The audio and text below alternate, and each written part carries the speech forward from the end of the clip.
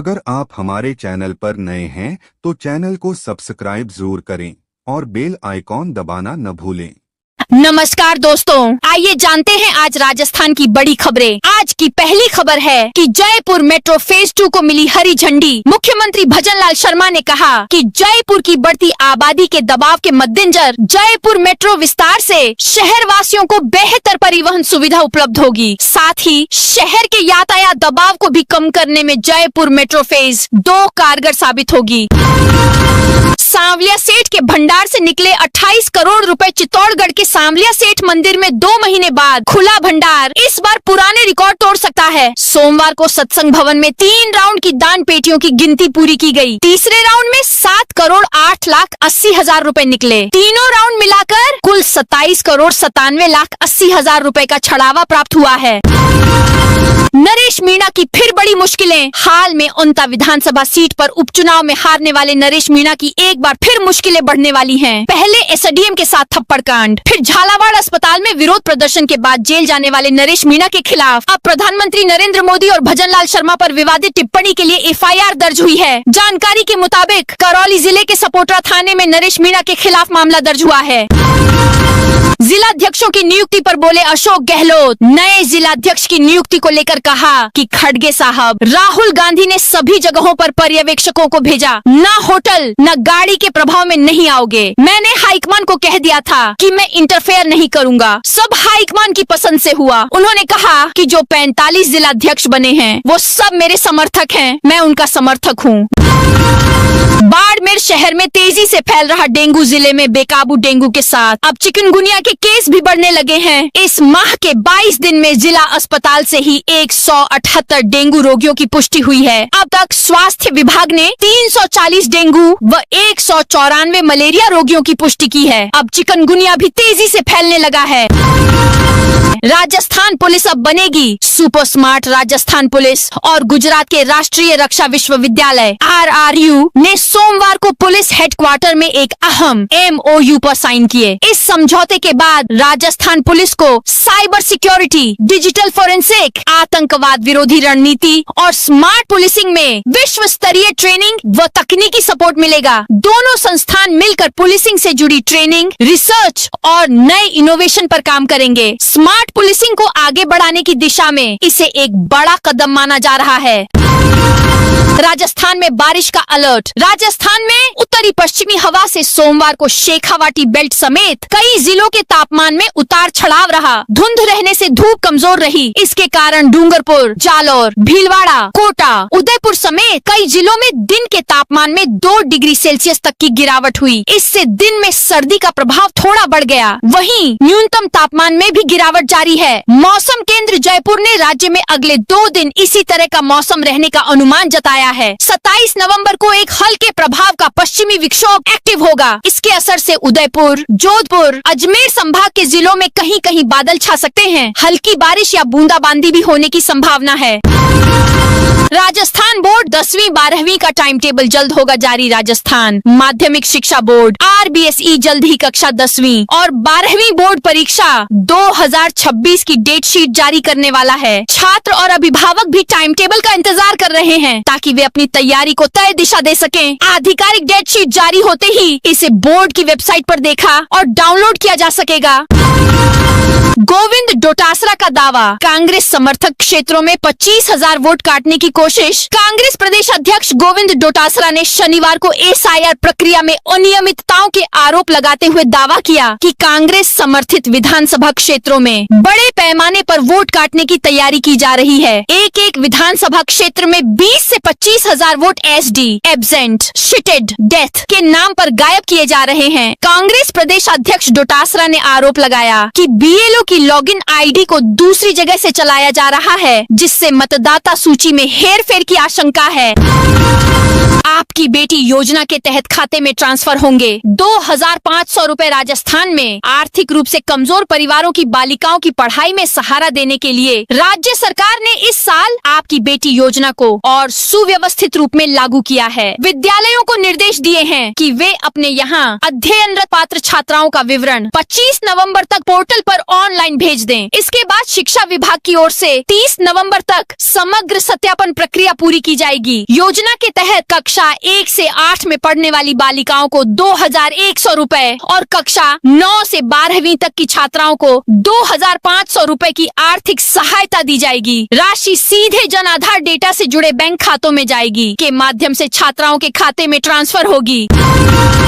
राजस्थान के 4 जिलों को स्टोन पार्क की सौगात। चित्तौड़गढ़ जिले के लोगों के लिए एक अच्छी खबर है। निम्बाहेड़ा स्थित राजस्व गांव सांकरिया में स्टोन पार्क का निर्माण जल्द शुरू होने वाला है। करीब 9 हेक्टेयर में स्टोन पार्क बनेगा। रीको ने निम्बाहेड़ा नगर परिषद में करीब 7 करोड़ रुपए जमा करा दिए हैं। अब जमीन पर कब्जा लेकर नक्शा आदि बनवाया जाएगा। स्टोन पार्क बनने से निम्बाहेड़ा स्टोन उद्योग को पंख लगेंगे और निवेश बढ़ने से स्थानीय लोगों को रोजगार भी मिलेगा। चित्तौड़गढ़ के अलावा दौसा, बूंदी और कोटा जिले में भी स्टोन पार्क प्रोजेक्ट प्रस्तावित है। सोनम वांगचुक मामले में सुप्रीम कोर्ट ने 8 दिसंबर तक सुनवाई टाली। सुप्रीम कोर्ट ने पर्यावरण मुद्दों से जुड़े सामाजिक कार्यकर्ता सोनम वांगचुक को हिरासत में रखने के खिलाफ उनकी पत्नी गीतांजलि अंगमो की ओर से दायर याचिका पर 8 दिसंबर तक सुनवाई टाल दी। केंद्र सरकार और केंद्र शासित प्रदेश लद्दाख की ओर से सॉलिसिटर जनरल तुषार मेहता ने वांगचुक की पत्नी के जवाब पर अपना पक्ष रखने के लिए मोहलत मांगी। न्यायाधीश अरविंद कुमार एवं न्यायाधीश NV अंजारिया की खंडपीठ ने सोमवार को इस मामले पर सुनवाई की। 15 करोड़ रुपए की भूमि से हटाया अतिक्रमण। कोटा विकास प्राधिकरण KDA के अतिक्रमण निरोधक दस्ते और जगपुरा पुलिस ने सोमवार को खेड़ा जगपुरा क्षेत्र में बड़ी कार्रवाई करते हुए सरकारी भूमि से अतिक्रमण हटाया। लगभग 6 घंटे तक JCB की ताबड़तोड़ कार्रवाई चली। इस कार्रवाई में 15 करोड़ रुपए मूल्य की 33 बीघा जमीन अतिक्रमण मुक्त करवाई गई। यह कार्रवाई सरकारी भूमि पर हो रहे अवैध कब्जों को रोकने के लिए की गई है। नगर विकास न्यास की E2 योजना निरस्त। भूखंड आवंटन लॉटरी से विवादों में घिरे नगर विकास न्यास को राज्य सरकार ने सोमवार को बड़ा झटका दिया। सरकार ने न्यास की प्रस्तावित न्यू भीलवाड़ा योजना प्लान E2 निरस्त कर दी। आदेश में E2 निरस्तीकरण के साथ कई निर्देशों की पालना सुनिश्चित करने के लिए UIT सचिव को नए सिरे से एक पखवाड़ में योजना का प्रारूप बनाकर भिजवाने के आदेश दिए। दूसरी तरफ भूखंड आवंटन लॉटरी भी अभी राजस्थान हाईकोर्ट को अंतरिम स्टे होने से आवंटन प्रक्रिया रुकी है। 140 करोड़ से पुनर्विकसित जैसलमेर स्टेशन का निरीक्षण। उत्तर पश्चिम रेलवे के जोधपुर मंडल के मंडल रेल प्रबंधक अनुराग त्रिपाठी और प्रधान कार्यालय से मुख्य प्रशासनिक अधिकारी निर्माण राजीव श्रीवास्तव ने सोमवार को वरिष्ठ अधिकारियों के साथ जैसलमेर रेलवे स्टेशन का विस्तृत निरीक्षण किया। अमृत भारत स्टेशन योजना के तहत तैयार हो रहा ये स्टेशन आधुनिक यात्री सुविधाओं और हेरिटेज आर्किटेक्चर का अनूठा मेल प्रस्तुत करने जा रहा है। रामगढ़ विषधारी टाइगर रिजर्व में ऑनलाइन सफारी बुकिंग शुरू। रामगढ़ विषधारी टाइगर रिजर्व के 3 जोन में जंगल सफारी की ऑनलाइन बुकिंग शुरू हो चुकी है, लेकिन अभी तक धरातल पर नहीं उतर पाई है। वन विभाग की वेबसाइट पर जिले में 3 रूट पर सफारी की बुकिंग हो रही है, जिनमें जोन नंबर 1 में टाइगर हिल गुमान बावड़ी वाला इलाका शामिल है, लेकिन यह रूट अभी खराब है, जिसे बदलकर पहाड़ी के ऊपर वाले ट्रैक पर पर्यटकों को घुमाया जा रहा है। दौसा RTO जगदीश अमरावत हुए निलंबित। सवाई माधोपुर में VIP नंबरों के अलॉटमेंट में बड़ी गड़बड़ी सामने आने के बाद दौसा RTO जगदीश अमरावत को निलंबित कर दिया गया है। बताया जा रहा है कि VIP नंबरों के अलॉटमेंट को लेकर बड़ा खेल किया जा रहा था। पुराने 7 डिजिट नंबरों को लेकर विभाग में गड़बड़ी की सूचना मिली थी। वहीं इस मामले में विभाग के कर्मचारियों की मिलीभगत सामने आई है। इसके बाद RTO जगदीश अमरावत को निलंबित कर दिया गया है। यह सारा खेल सवाई माधोपुर में चल रहा था।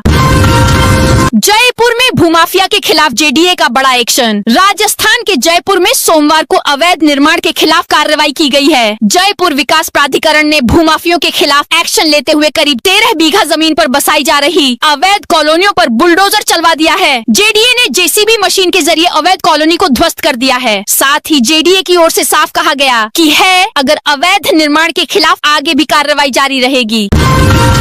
हाईकोर्ट के आदेश की अनदेखी पर पुलिस को फटकार। राजस्थान हाईकोर्ट ने एक पुलिस अधिकारी के ट्रांसफर एपीओ के मामले में विभाग पर गंभीर सवाल उठाए हैं। कोर्ट ने पुलिस महानिदेशक डीजीपी को तुरंत प्रभाव से उन्हें मूल पद पर बहाल करने के भी आदेश दिए हैं। जस्टिस फरजंद अली की एकल पीठ ने सोमवार को अपने रिपोर्टेबल जजमेंट में कहा कि पुलिस अधिकारियों का रवैया प्रशासनिक मनमानी और न्यायिक आदेशों के खुले उल्लंघन का प्रतीक है। राजस्थान के स्कूल में तैयार होंगे इंसान। जैसे रोबोट अजमेर में राजकुमारों के लिए खोले गए स्कूल में और कॉलेज को 150 साल पूरे हो गए हैं। रॉयल लुक और महल की तरह बना यह स्कूल तकनीक के मामले में भी आगे है। यहाँ एडवांस AI लैब बनाई गई है। करीब 7 करोड़ की इस लैब का खर्च मेयो कॉलेज के ही पूर्व स्टूडेंट ने उठाया है। इस लैब में बच्चे मानव जैसा रोबोट बनाना सीखेंगे। इसका GPU बेस्ड सर्वर होगा, 3D प्रिंटर सहित कई खास व्यवस्थाएं होंगी। इसका पूरा भवन सोलर एनर्जी पर काम करेगा। इसमें ऐसे खास इंतजाम किए हैं कि बिजली की 46% तक बचत होगी। RAS 2024 इंटरव्यू का पहला चरण 1 दिसंबर से शुरू। राजस्थान लोक सेवा आयोग RPSC द्वारा RAS 2024 के पहले चरण के इंटरव्यू 1 से 12 दिसंबर तक होंगे। RPSC ने प्रथम चरण में शामिल कैंडिडेट्स के इंटरव्यू पत्र आयोग की वेबसाइट पर अपलोड कर दिए हैं। कैंडिडेट्स आयोग की वेबसाइट पर उपलब्ध लिंक से इंटरव्यू पत्र डाउनलोड कर सकते हैं। आयोग सचिव के अनुसार इंटरव्यू के समय विस्तृत आवेदन पत्र के साथ संलग्न करने वाले दस्तावेजों के संबंध में आयोग ने आवश्यक दिशा निर्देश भी जारी किए हैं, जो आयोग की वेबसाइट पर उपलब्ध है।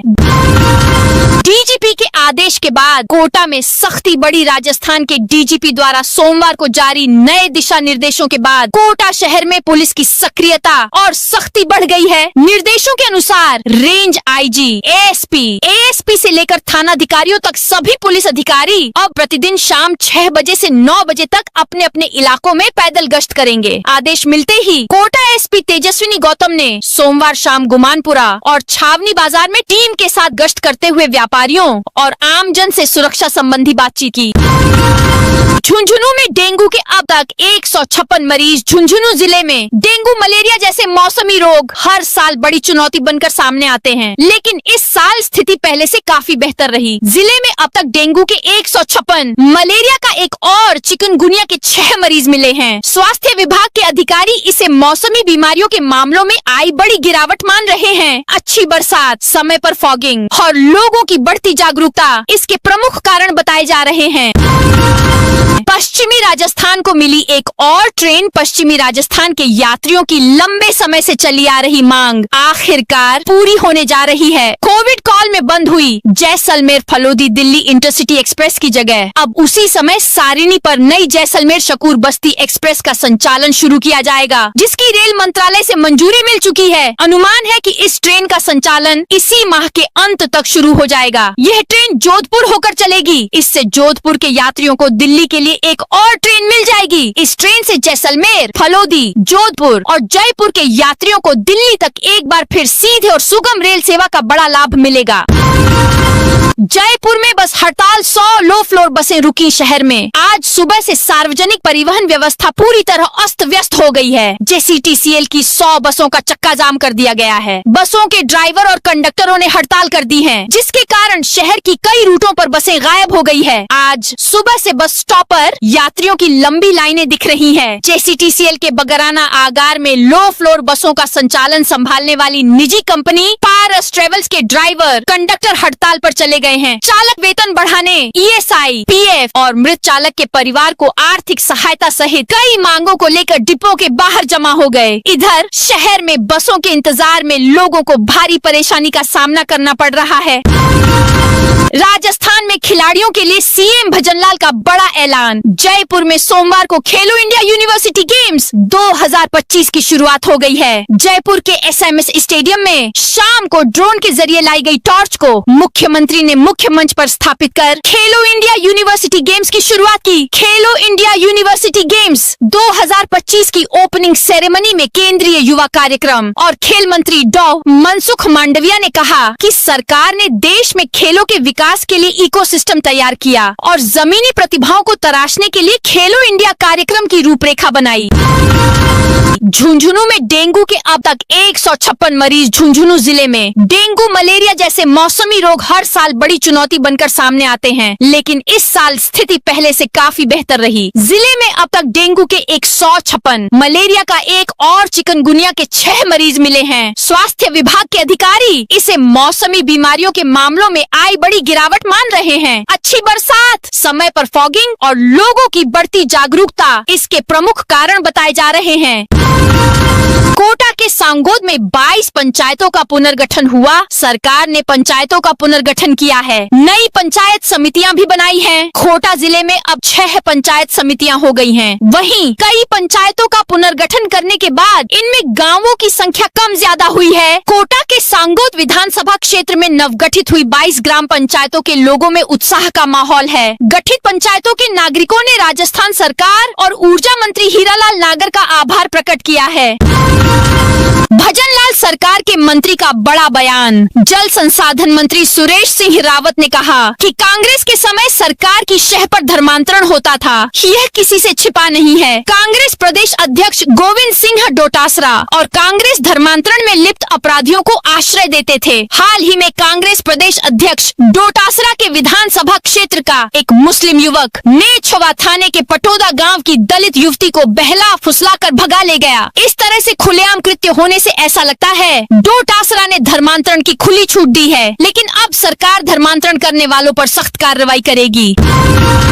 राजस्थान पुलिस और राष्ट्रीय रक्षा विश्वविद्यालय के बीच MOU। राजस्थान पुलिस और राष्ट्रीय रक्षा विश्वविद्यालय गुजरात के बीच राष्ट्रीय एवं आंतरिक सुरक्षा के क्षेत्र में अकादमिक प्रशिक्षण और अनुसंधान सहयोग को बढ़ाने के लिए सोमवार को पुलिस मुख्यालय में एक महत्वपूर्ण MOU हुआ। इस समझौते से प्रदेश में स्मार्ट पुलिसिंग, साइबर सुरक्षा, डिजिटल फोरेंसिक और सुरक्षा नवाचार जैसे क्षेत्रों में नई पहल को गति मिलेगी। महानिदेशक पुलिस राजीव कुमार शर्मा ने कहा कि राजस्थान पुलिस लगातार उत्कृष्ट प्रथाओं को अपनाते हुए खुद को अपडेट कर रही है। उन्होंने कहा कि रक्षा विश्वविद्यालय द्वारा किए गए नवाचार पूरे देश के लिए उपयोगी साबित हो रहे हैं और उनके सहयोग से प्रदेश पुलिस भी और अधिक दक्षता और पेशेवर क्षमता के साथ कार्य कर सकेगी। पीएम मोदी ने अयोध्या राम मंदिर के शिखर पर किया ध्वजारोहण। अयोध्या के श्री राम जन्मभूमि मंदिर के इतिहास में आज का दिन स्वर्णिम अक्षरों में दर्ज हो गया है। प्रधानमंत्री नरेंद्र मोदी और RSS सरसंघ चालक मोहन भागवत ने मंगलवार को मंदिर के शिखर पर इलेक्ट्रिक सिस्टम से भगवा ध्वज फहराकर दशकों के संघर्ष और समर्पण से बने इस भव्य धाम के निर्माण की औपचारिक पूर्णता की घोषणा कर दी। यूपी के CM योगी आदित्यनाथ समेत हजारों श्रद्धालु और साधु संत इस क्षण के साक्षी बने। राजसमंद में 7 लाख से ज्यादा वोटर फॉर्म डिजिटलाइज। राजसमंद जिले में SIR के तहत 7 लाख मतदाताओं के गणना फॉर्म का डिजिटलाइजेशन कार्य पूरा कर लिया गया। जिला निर्वाचन अधिकारी एवं कलेक्टर अरुण कुमार हसीजा ने VC के माध्यम से SIR कार्यों की समीक्षा के बाद जानकारी दी। जिले की चारों विधानसभा में कार्य जारी है। सबसे अधिक डिजिटलाइजेशन नाथद्वारा विधानसभा में 77.52% किया गया। टोंक SP और पुलिस अधिकारियों ने किया फ्लैग मार्च। राजस्थान के DGP की ओर से सोमवार को जारी नए दिशा निर्देशों के बाद टोंक जिला मुख्यालय समेत जिले भर में पुलिस की सक्रियता और सख्ती बढ़ गई है। टोंक SP राजेश कुमार मीना ने 3 थानों समेत पुलिस अफसरों के साथ सोमवार रात करीब 8 बजे घंटाघर से लेकर सवाई माधोपुर चौराहा तक पैदल गश्त की है।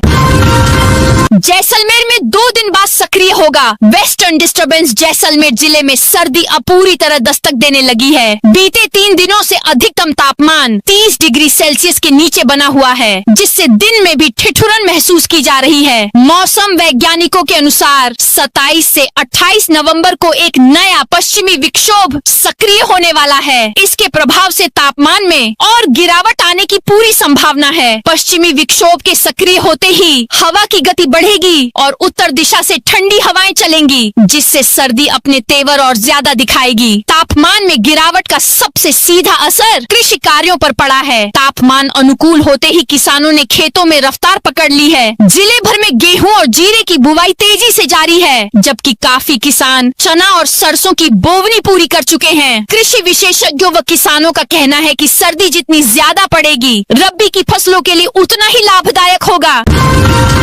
जयपुर में पीआईबी डायरेक्टर जनरल की समीक्षा बैठक। जयपुर में पत्र सूचना कार्यालय और केंद्रीय संचार ब्यूरो की संयुक्त समीक्षा बैठक आयोजित हुई। यह बैठक सूचना एवं प्रसारण मंत्रालय की मीडिया इकाइयों के अधिकारियों के साथ हुई, जिसमें विभाग की गतिविधियों, जनसंवाद अभियानों और आउटरीच कार्यक्रमों पर विस्तार से चर्चा की गई। बैठक का फोकस सरकारी योजनाओं को ज्यादा प्रभावी तरीके से लोगों तक पहुंचाने पर रहा। बैठक के दौरान पत्र सूचना कार्यालय के डायरेक्टर जनरल धीरेन्द्र ओझा ने बताया कि केंद्र सरकार की कई योजनाएं जनता के जीवन स्तर में सुधार लाने के लिए लगातार चल रही है। उन्होंने कहा कि इन योजनाओं का लाभ अधिक से अधिक लोगों तक पहुंचे, इसके लिए मीडिया इकाइयों के बीच समन्वय और संयुक्त कार्यशैली को मजबूत बनाना जरूरी है।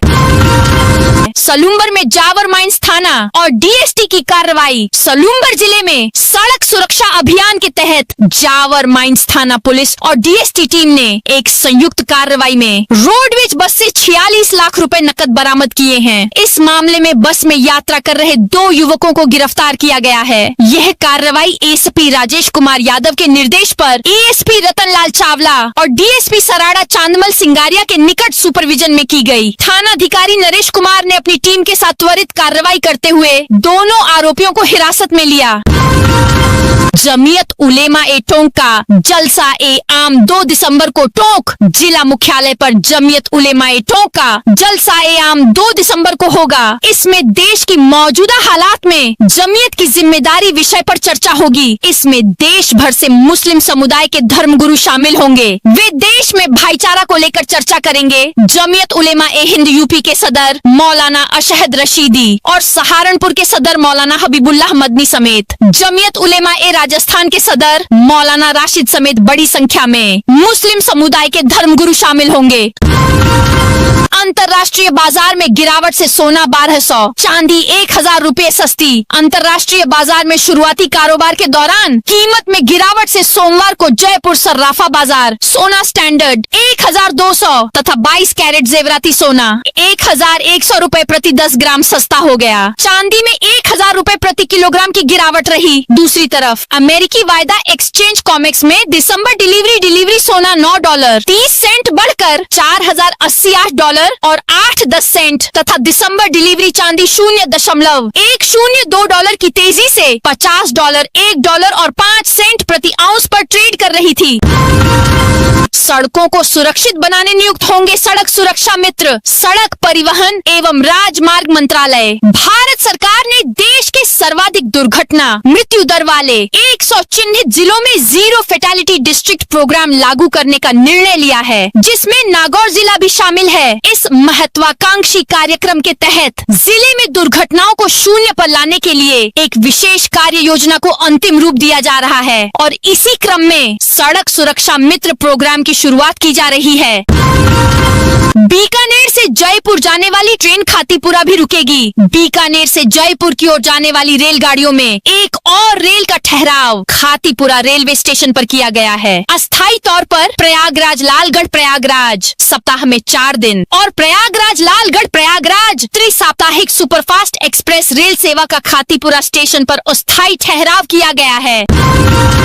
गहलोत बोले, राज्य सरकार में बदले की भावना। पूर्व मुख्यमंत्री अशोक गहलोत ने प्रदेश और केंद्र सरकार पर हमला बोला। गहलोत ने कहा, उनके समय में जो प्रोजेक्ट शहर में शुरू किए गए थे वो अटके हुए हैं। जोधपुर में मेडिकल यूनिवर्सिटी, प्रतापनगर, मंडोर, चौपासनी, नवचौकिया में जिला अस्पताल बनवाए, अब वहाँ काम ठप है। एक जगह तो 12 की जगह 2 डॉक्टर हैं। सरकार हमारे समय में किए कार्यों को लेकर आपराधिक नेगेलसी कर रही है। गहलोत ने सोमवार को जोधपुर के सर्किट हाउस में प्रेस वार्ता के दौरान यह कहा। इस दौरान उन्होंने कहा, पूर्व कांग्रेस सरकार के समय जिन प्रोजेक्ट पर करोड़ों अरबों रुपए खर्च किए गए उन्हें बर्बाद किया जा रहा है। हॉस्पिटलों में इक्विपमेंट नहीं आ रहे हैं। उनके बर्थ पैलेस महामंदिर में सीएचसी बनाई गई, वहाँ भी काम नहीं हो रहा है।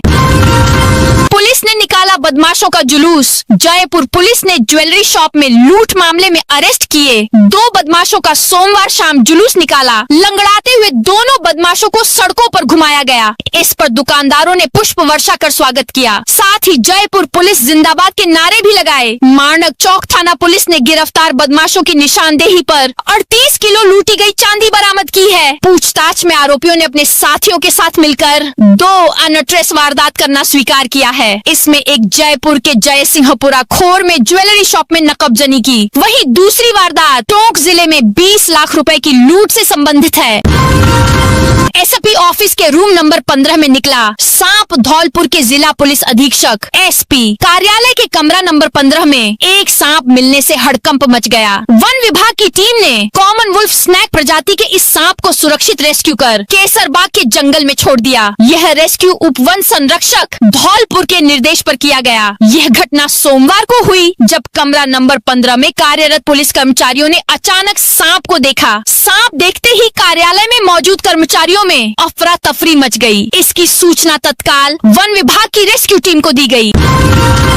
उदयपुर में आरटीओ और पुलिस के चालान के खिलाफ प्रदर्शन। उदयपुर में स्कूली वाहनों पर चल रही चेकिंग और चालान की कार्रवाई के विरोध में ऑटो और वैन ड्राइवर्स ने कलेक्ट्रेट के बाहर प्रदर्शन किया। परिवहन विभाग और यातायात पुलिस की संयुक्त कार्रवाई से नाराज कई यूनियनों ने प्रशासन से राहत देने की मांग की। यूनियन के प्रतिनिधिमंडल ने जिला कलेक्टर को ज्ञापन देकर कहा उन्हें 31 दिसंबर तक का समय दिया जाए। प्रतिनिधिमंडल ने कहा बिना तैयारी के कार्रवाई करने से बड़ी संख्या में वाहन सड़क से बाहर हो रहे हैं। ऐसे में स्कूली बच्चों को आने जाने में दिक्कतें बढ़ेंगी। तो दोस्तों, यह थी आज राजस्थान की बड़ी खबरें। आप इस वीडियो को अभी कौन से जिले से देख रहे हैं, उस जिले का नाम कमेंट में बताइए।